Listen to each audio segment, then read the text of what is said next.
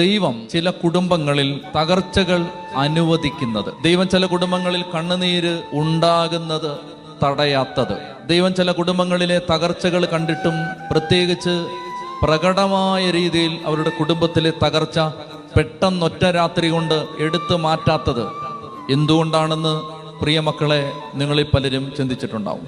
ഒരു കാരണമില്ലാതെ സഹിച്ചുകൊണ്ടിരിക്കുന്ന ഒരമ്മ, യാതൊരു കാരണമില്ലാതെ ഒരുപാട് വർഷങ്ങൾ പ്രാർത്ഥിച്ചിട്ടും മോചനം കിട്ടാതെ വേദനിക്കുന്ന ഒരമ്മ, ഭാരപ്പെടുന്ന ഒരപ്പൻ, ആ അപ്പൻ്റെ ജീവിതകാലത്ത് ഒരു പക്ഷേ ആ അപ്പന് മനസ്സിലാവില്ല അപ്പൻ എന്തുകൊണ്ടാണ് ഈ സഹനത്തിലൂടെ കടന്നുപോയതെന്ന്.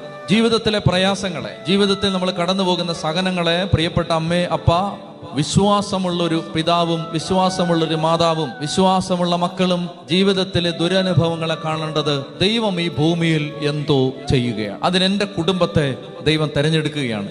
എൻ്റെ കുടുംബത്തിലേക്ക് ദൈവം കൃപ നിറയ്ക്കുകയാണ്.